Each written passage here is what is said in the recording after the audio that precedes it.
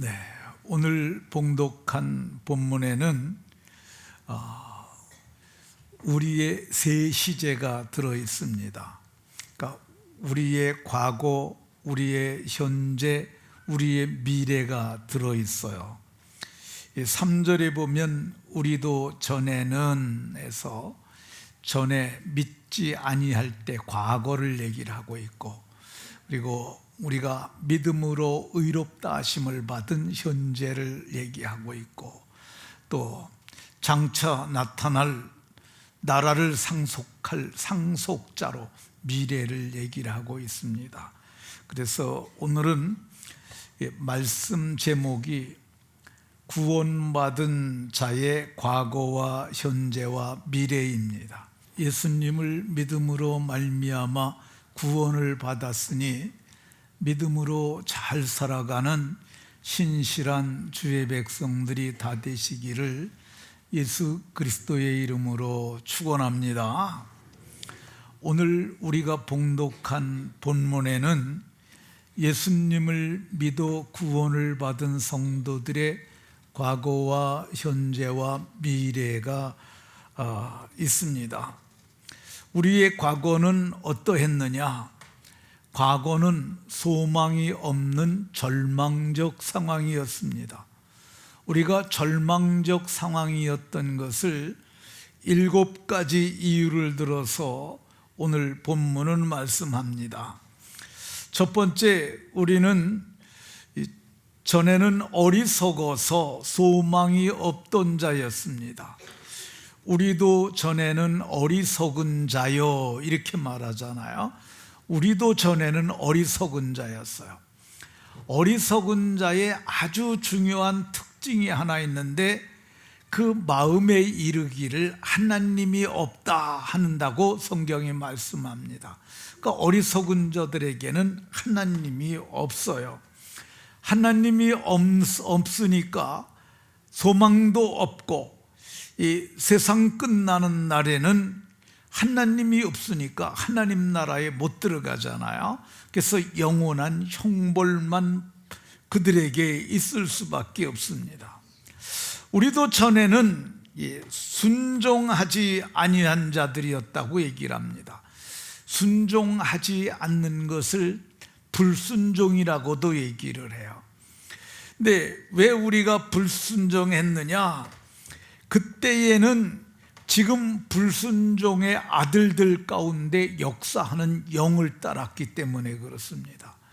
이 세상에는 악령과 성령이 있는데, 이 악한 영들이 세상 사람들에게 역사를 해요. 그래 그들이 세상의 영의 지배를 받는데, 그게 불순종의 아들들 가운데 역사하는 악한 영이에요. 이 악한 영을 따르게 되면은 악하게 살고요, 그리고 악하게 살다 영원한 불의 형벌을 받게 됩니다. 우리가 과거에 어땠었느냐? 우리가 전에는 속은 자요, 이렇게 말합니다. 우리가 속고 있었다고 그럽니다. 그러니까 속이는 자가 있었어요. 누가 우리를 속였느냐? 마귀가 우리를 속였어요.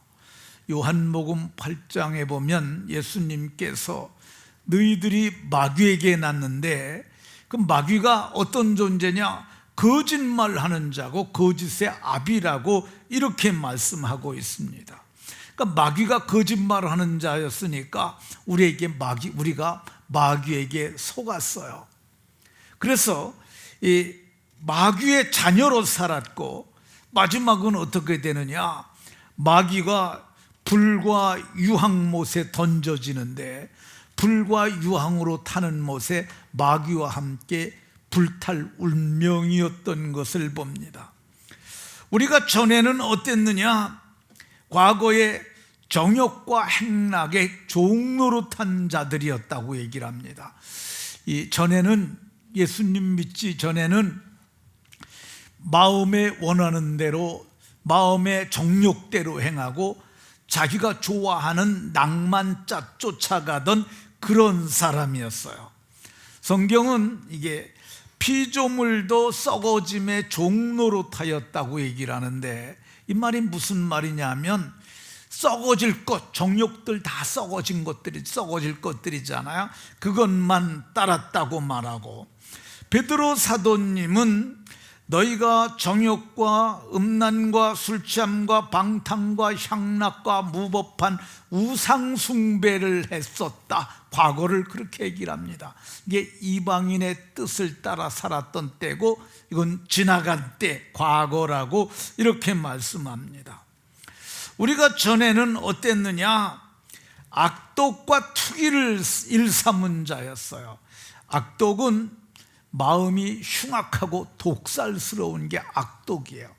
그리고 투기는 사람들을 악한 마음으로 대하는 것들, 이게 다 투기예요. 왜 악독과 투기를 일삼았느냐? 우리 마음에 하나님 두기를 싫어했어요. 그래서 하나님께서 그 상실한 마음대로 내버려 뒀어요. 내버려 둔 거야. 이거를 좀 어려운 말로 유기라고 그럽니다. 유기견 이런 얘기 많이 하잖아요. 그러니까 아기를 버리면은 유기가 된 거예요. 그러면 그 아기가 혼자 못 살잖아요. 그러니까 하나님은 우리 마음 가운데 계시길 원하는데, 그들이 하나님을 마음에 두기를 싫어하니까 하나님을 마음대로 넣어버려 뒀더니 그들이 어떻게 했느냐? 불의하고 추악하고 탐욕하고 악의가 가득하고 시기하고 살인하고 분쟁하고, 그래서 악독이 가득한 자가 돼서 투기하며 일살아왔는데, 이렇게 살다가 보면 저들은 망할 수밖에 없는 거죠. 우리가 전에는 어땠느냐? 가증스러운 자였어요. 가증하다는 말이 괘씸하고 얄밉다는 뜻이야. 저런 가증한 것을 봤나? 이 옛날 과거에 그 사극 볼 때 저런 가증한 것이 있나, 이런 말 하잖아요. 근데 성경에서 가증하다 그러면 우상을 섬기는 자들이 주로 가증했어요. 근데 우리도 과거에는 우상 섬기는 자들과 똑같았기 때문에 가증스러운 자였고, 가증스럽게 우상 섬기다가 어떻게 됩니까? 그러다가 망하는 거죠. 우리가 전에는 피차 미워한 자였다고 이렇게 말씀합니다. 서로 미워하다가 보면, 물고 먹으면 마침내 멸망한다고 이렇게 말씀합니다. 그러니까 우리는 영원한 멸망을 받을 수밖에 없는 참으로 소망 없는 존재였습니다. 그런데 과거에 이렇게 소망이 없던 우리들에게 어떤 일이 일어났습니다.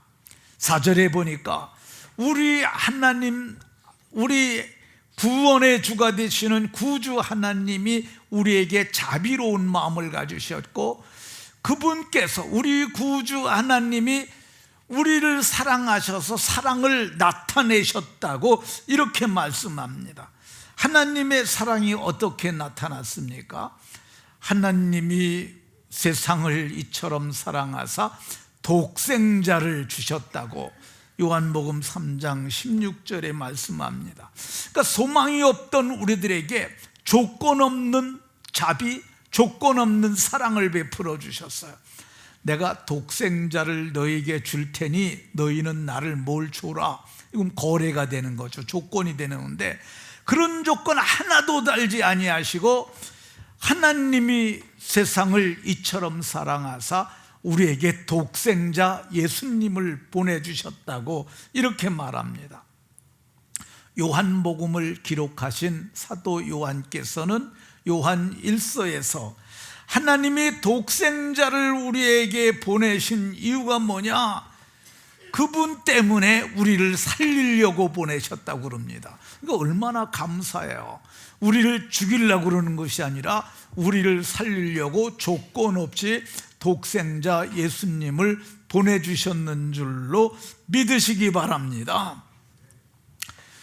소망이 없던 우리들에게 조건 없이 독생자를 보내주셨는데, 그럼 독생자는 어떻게 하셨느냐?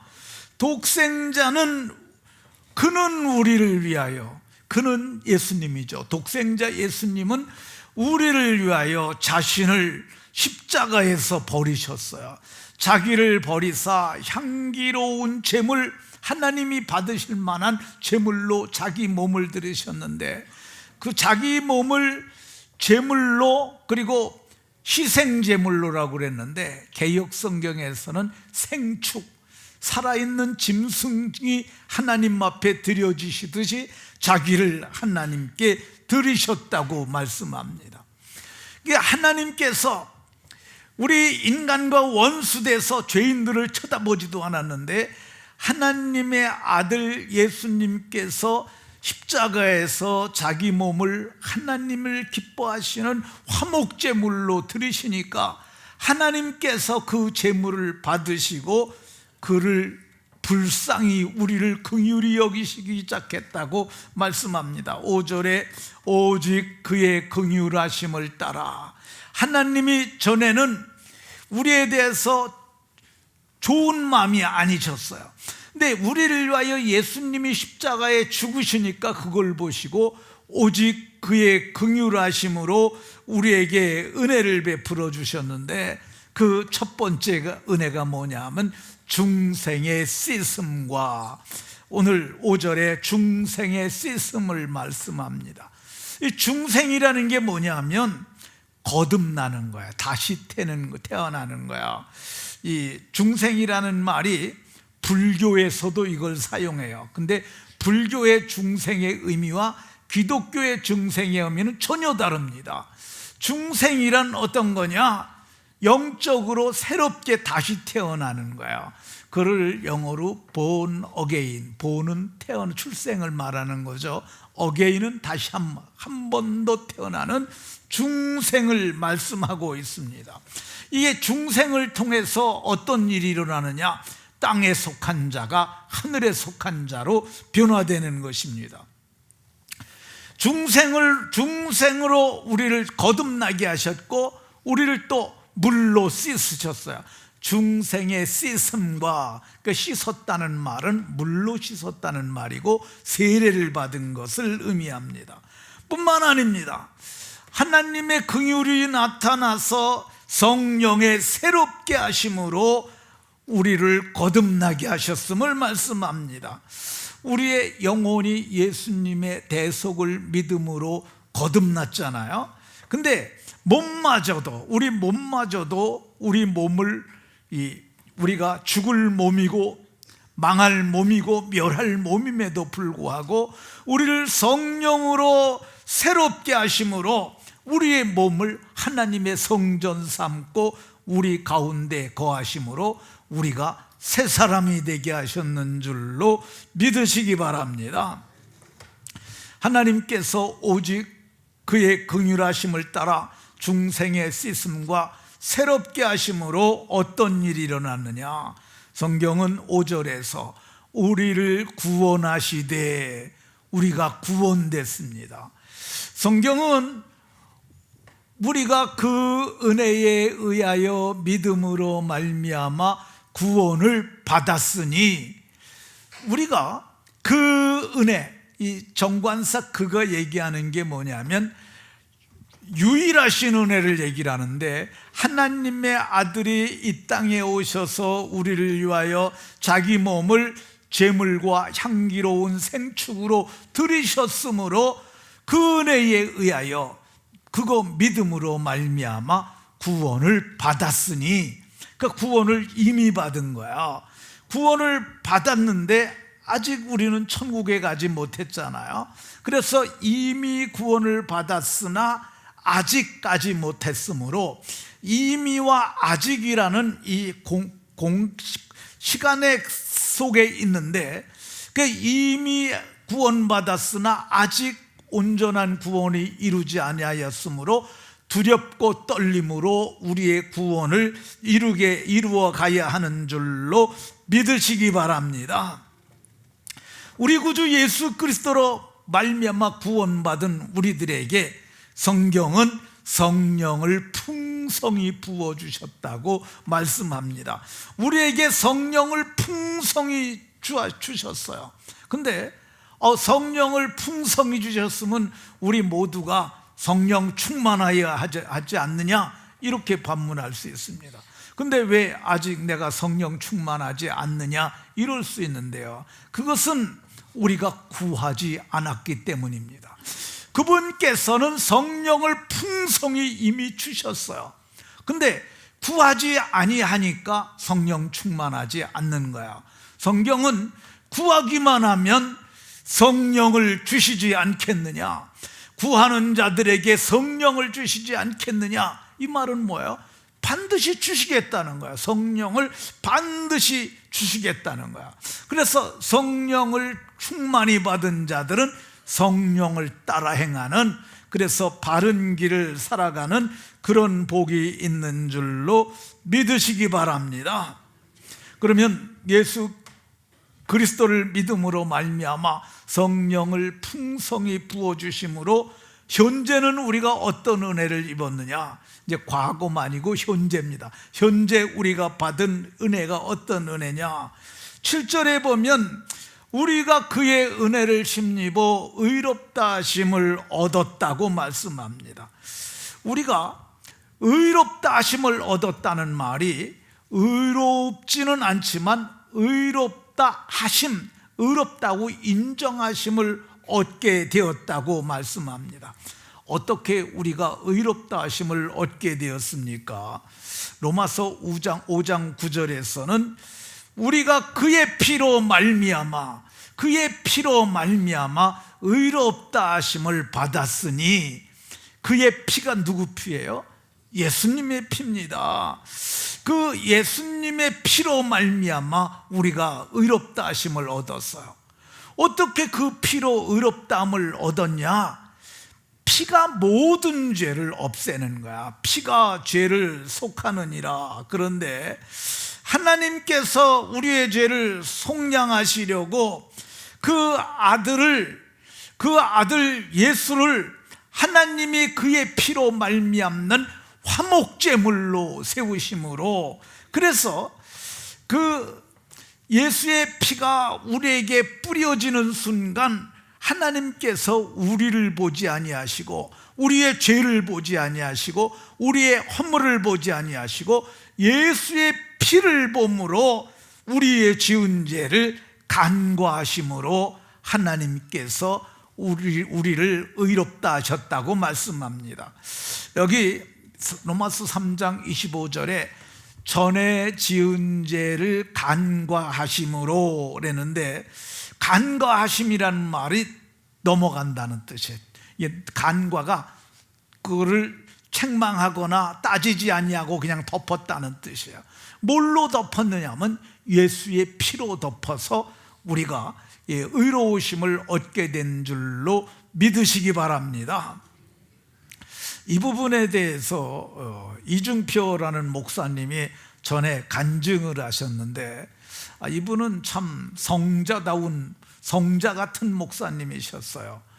이 한신교회라는 교회를 담임하셨는데, 이분께서 개척을 하고 얼마 되지 않았을 때 이 장로님을 세웠는데, 그분이 안수집사 때는 참 잘했대요.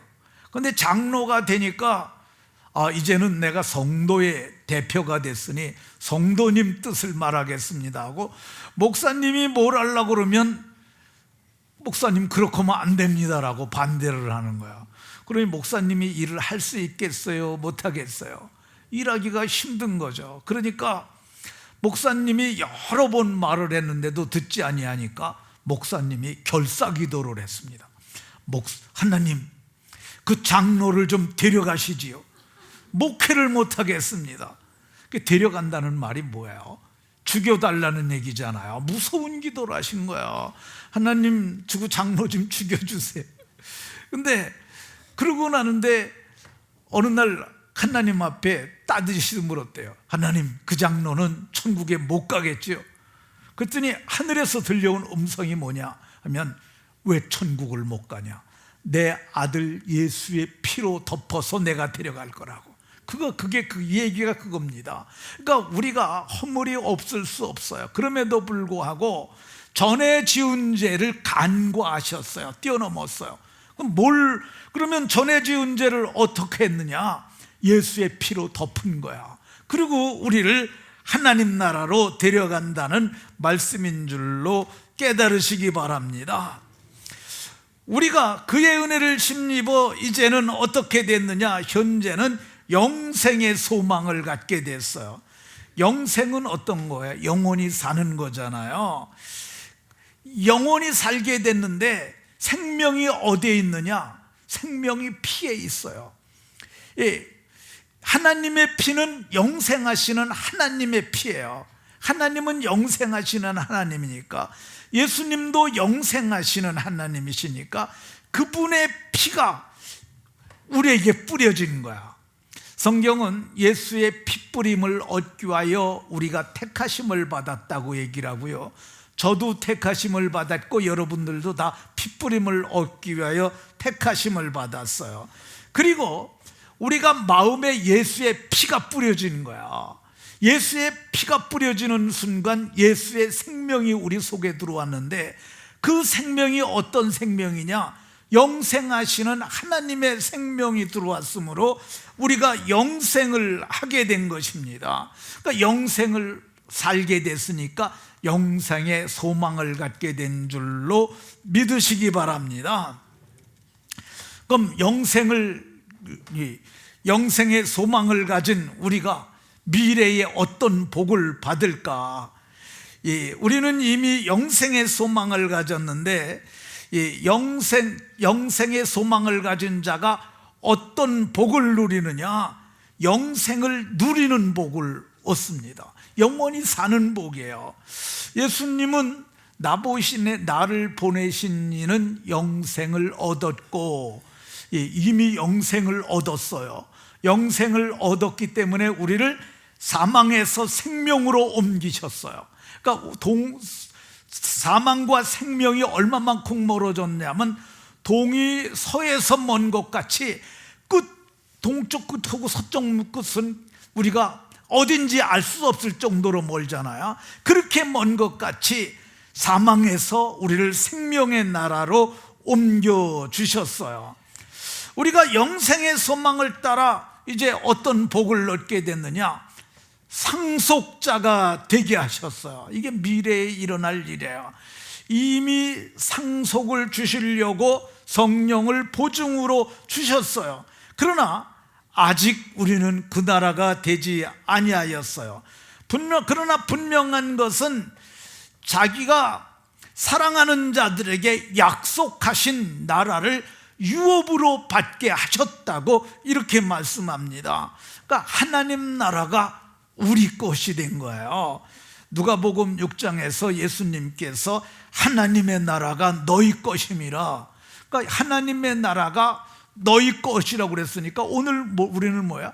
하나님 나라가 내 거라고 얘기를 해도 돼요. 이게 맞는 말이에요. 예수님이 하나님 나라가 너희 것이라고 이렇게 말했잖아요. 이 하나님 나라가, 우리가 이제 하나님 나라의 현재성과 미래가 있는데, 장차 우리가 들어갈 하나님 나라, 완성된 하나님 나라는 요한계시록 21장 21절에 보면 그 성의 길은 맑은 유리 같은 정금이더라 이렇게 말합니다. 우리가 가락지 끼잖아요. 근데 이제 가락지를 끼게 되면 가락지를 대개 금을 껴요. 순금을 순도 99%짜리를 순금 혹은 정금이라고 그럽니다. 그리고 24K짜리도 24도 있고 14금도 있고 뭐 좀 그런 것 같습니다. 근데 이 하늘나라는, 이게 지금 우리가 끼고 있는 금은 어떻습니까? 불투명하잖아요. 근데 유리는 어떻게 보이잖아요. 근데 하늘나라는 길바닥을 아스팔트를 깔지 아니하고 유리 같은 정금으로 깔아놨다고 그래요. 그러니까 우리가 들어갈 나라가 얼마나 좋은 나라겠어요. 아니, 길이 금인데 사는 집은 얼마나 더 좋겠어요. 금값이 요즘 금값입니다. 얼마냐 하면 1kg가 손바닥 요만해요. 요만해. 두께가 한 2cm 되는 아주 작습니다. 손 안에 딱 들어와요. 근데 그게 1억 3천만 원이 가요. 근데 이게 9월 달에, 작년 9월에 1억 1천이 갔어요. 제가 그때 그랬어요. 저희 집 사람한테 금값이 많이 오를 것으로 내가 보이니까 이 금을 좀 사두도록 하시오. 제 말을 듣고 샀으면은 1억 1천을 주고 샀으면 1억 3천만 원이 됐잖아요. 11억 원을 샀으면 13억이 됐잖아요. 110억 원어치 샀으면 130억 원, 20억 원이 남은 거예요. 근데 얼마나 안타깝습니까? 그때 살 걸. 근데 아쉬워하지 마십시오. 이제 잠시 잠깐 후면 저도 한 30년 안에는 가지 않겠습니까? 가게 되면 저는 금을 발바닥으로 밟고 다닐 거기 때문에 그렇습니다. 그 나라가 여러분의 것인 줄로 믿으시기 바랍니다. 그러면 의롭다 하심을 이끌고 영생의 소망을 가진 하나님 나라를 유업으로 물려받을 상속자들은 그럼 오늘을 어떻게 살아야 할까? 현재입니다. 현재. 2절에서는 아무도 비방하지 말라고 얘기를 합니다. 비방은 어떤 거냐면 남을 헐뜯고 비난하는 것, 그게 비방입니다. 정치인들이 여당은 야당을 비방하고 야당은 여당을 비판하느라고 우리나라가 이렇게 난리를 피고 있는데 그게 비방이에요. 우리는 그렇게 하지 말라는 거야. 예수님 믿는 사람은 비방하지 말라. 아무도 비방하지 말라. 그러면 우리가 아무 말도 안 하는 거 하면 안 되냐? 아닙니다. 판단하라고 얘기를 하고 있어요. 신령한 성도들은 모든 것을 판단하고 알아야 돼요. 근데 뭘 가지고 판단하느냐? 하나님의 말씀입니다. 하나님의 말씀은 살아있고 활력이 있어서 좌우에 날선 어떤 검보다도 예리하고 사람의 마음과 뜻과 생각을 판단할 수 있는데 말씀에 의해서 판단하라고 얘기를 하고 있습니다. 그러니까 예수님 믿는 사람은 비방은 하지 말되 판단은 해야 됩니다. 의롭다 하심을 얻고 영생의 소망을 따라 하나님 나라를 유업으로 받을 상속되지 않은 사람들은 뭐 해야 되느냐? 2절에서 다투지 말라고 얘기를 합니다. 다투지 마라. 다투는 게 뭐예요? 말로 싸우는 거죠. 말로 싸우면 안 됩니다. 로마서 13장 13절에도 다투지 말아라. 디모데전서 3장 3절에도 다투지 아니하며, 야고보 3장 16절에도 다툼이 있는 곳에는 혼란과 악한 일이 있습니다. 다툼이 있는 곳에는 혼란이 있고 악한 일이 있으니까 다투지 말라고 이렇게 얘기를 하고 있습니다. 바울 사도는 디모데에게 편지하면서 말다툼하지 말라고 하나님 앞에서 엄히 명령해라. 이거는 유익이 없고 도리어 듣는 자들을 망하게 한다고 이렇게 말합니다. 우리가 가장 많이 다투는 상대가 누굽니까? 부부가 많이 다투죠. 자식이 있는 데서, 자녀들이 있는 데서 부부가 다툰다고 해보세요.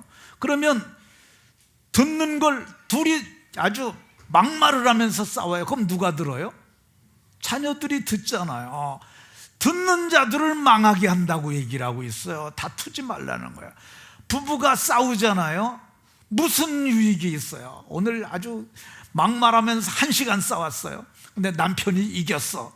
이겼으면 되게 기분 좋습니까? 그냥 그렇죠. 관계만 깨진 거지.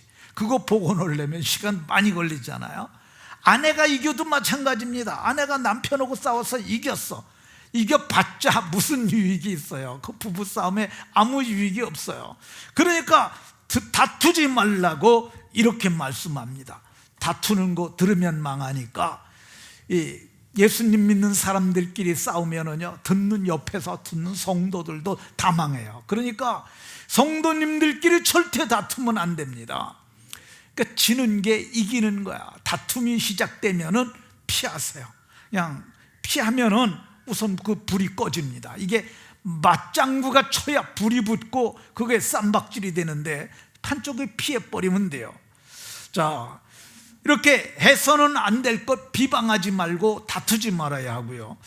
사도께서는 오늘 본문에서 영생을 얻고 의롭다 하심을 얻고 영생의 소망을 따라 하나님 나라의 상속자가 된 사람들은 현재를 어떻게 살아야 되느냐, 2절에 관용하며 할 것을 얘기를 합니다. 할 것 두 가지 얘기를 하는데 관용하라고 얘기를 합니다.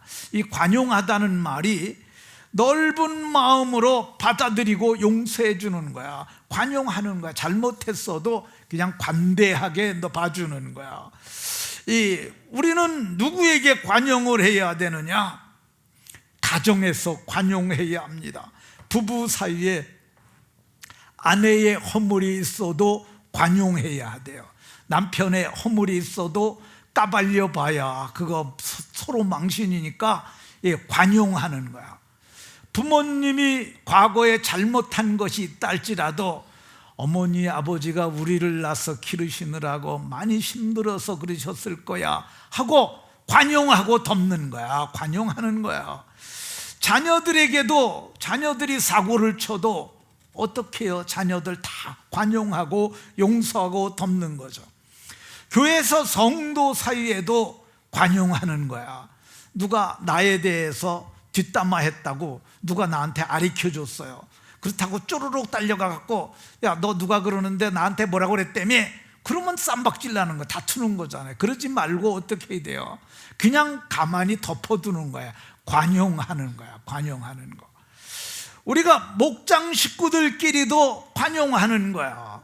목장 식구들이 이제 이게 이렇게 친밀한 교제를 하다가 보면은 허물이 다 드러나요. 근데 그 허물을 갖다 일일이 지적하면은 같이 목장 못 반대요.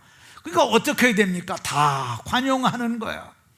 여전도 회원들끼리, 남전도 회원들끼리 이제 알만큼 알잖아요. 그러다 보니까 이게 관용하지 못하게 되면 사건 사고가 일어나는 거죠. 믿지 않는 이웃에게도 관용을 해야 해요. 정치적으로 반대편에 있는 자녀들이 있을 수도 있고 이웃이 있을 수도 있어요. 그들에게도 관용을 해야 돼요. 그러다고 북한 사람은 아니지 않습니까? 간첩도 아니고. 그러니까 내 자식이고 내 형제고 내 가족인데 정치적으로 입장이 다르다고 그래가지고 그걸 다투고 싸우면 뭐가 되겠어요? 그럼 망하는 길밖에 없는 거예요. 어느 분이 기도 제목으로 그걸 올리셨어요. 자녀들하고 정치적으로 이념 갈등이 있어서 힘들다고 그랬는데 우리 거기 가정만 힘든 게 아니에요. 우리 나라가 전체가 힘듭니다. 이 이데올로기가 우리나라 전체를 힘들게 하고 있어요. 그러나 우리가 저들을 관용해야 합니다. 앞으로 어떤 결과가 나올지 몰라요. 야당에서 대통령이 될지 아니면 또 지금 윤석열 대통령이 돌아올지 우리는 그 결과를 그냥 관용하고 다 덮어야 합니다. 누가 되더라도 그걸 관용하고 덮어야 일이 되지 그걸 까발리고 싸우고 그러면 되지 않습니다. 사도는 2절에서 이렇게 얘기를 합니다. 너희 관용을 모든 사람에게 나타내라고 얘기를 합니다. 그러니까 훌륭하고 좋은 사람들에게만 관용하지 말고 불편하고 부족한 사람들에게도 관용하라고 얘기를 합니다. 장애를 가진 그런 사람들에게도 편견 갖지 말고 그들도 관용해서 우리의 관용을 모든 사람이 알도록 관용을 나타내라고 이렇게 말씀합니다. 모두가 지옥에 갈 죄를 우리가 용서받았잖아요. 그러니까 우리의 모든 사람들, 우리가 관계하는 모든 사람들에게 관용하는 복이 모두에게 있으시기를 예수 그리스도의 이름으로 축원합니다. 두 번째, 사도는 범사의 온유함을 모든 사람에게 나타내라고 얘기를 하고 있습니다. 이 온유함이 나약한 것이 아닙니다. 유약한 것 아니고요. 이 온유함이 정말 귀하고 뛰어난 천상의 성품입니다. 모세는 온유함이 지면의 모든 사람들보다 더하였다고 얘기를 합니다. 온유함이 능력이었어요. 이스라엘 백성들을 종살이하던 그 사람들을 다 이끌어내서 광야 40년을 지내게 했던 비결이 뭐냐? 온유함이라고 이렇게 얘기를 하고 있습니다. 근데 이 온유함이 태어날 때부터 갖고 태어나는 생내적 기질이 아니에요. 이게 굉장히 중요합니다. 개를 길러보면은 개 중에 종자가 순한 개들이 있어요. 그건 생내적 기질이에요. 태어날 때부터 갖고 태어나는 기질이에요. 그런데 온유라고 하는 이 성품은 인간의 기질이 아니고 신의 성품에 속한 거예요. 예수님이 뭐라고 그랬냐면 나는 온유하고 겸손하니 이렇게 말씀합니다. 근데 예수의 피가 우리 마음에 뿌려지는 그 순간 우리에게 온유함이 우리 속에 들어온 거예요. 그래서 이 온유함을 갖다가 우리로 하여금 신성한 성품에 참여하는 자가 되었다, 이렇게 말씀합니다. 이 신성한 성품이라고 번역된 것을 개역 성경에서는 과거에는 신의 성품이라고 그랬어요. 신의 성품 맞아요. 이 신성한 성품이 신의 성품이에요. 하나님의 성품을 우리에게 부어주신 거예요. 그래서 이 신성한 성품이, 온유함이 점점 자라나야 돼요. 그러니까 예수님 믿기 전에는 온유하지 않았는데 예수님을 믿더니 점점 온유해지는 거예요. 성경은 우리 주 예수 그리스도를 아는 지식 가운데 점점 자라가라고 얘기를 하는데 얼마만큼 자라가야 되느냐? 예수님만큼까지, 그리스도의 장성한 분량에 이르기까지, 장성한 분량에 이르기까지 너희가 자라가라고 에베소 4장 13절에 그렇게 말씀하고 있습니다. 이제 우리가 온유한 성품을 물려받고 온유한 성품이 점점 하나님을 아는 것과 믿는 것에서 자라가게 되었으니 온유한 성품을 이제는 모든 사람에게 나타내서 저들이 예수님 믿는 사람들은 온유해, 이거를 기억하게 하라고 이렇게 말씀합니다. 이 온유함은요, 공부를 많이 했다고 온유해지지 않습니다. 이것은 권력을 가졌다고도 온유해질 수 없습니다. 이것은 부자가 돼서 재물이 많아졌다고 온유하지 않습니다. 교양을 쌓았다고 사람이 온유해지지 않습니다. 종교적 훈련을 받았다고 사람이 온유해지지 않아요. 그런데 세상 사람들이 할 수 없는 그 온유함을 너희는 모든 사람이 알도록 온유함을 나타내라고 이렇게 말씀합니다. 어떤 일에 온유하냐? 범사에 2절에 보면 범사에 온유함을, 범사에 온유하라고 얘기를 하고 있습니다. 그러니까 범사에 온유함으로 친절하고, 범사에 온유함으로 잘 참고, 범사에 온유함으로 관대하고, 이렇게 살라고 얘기를 하고 있습니다.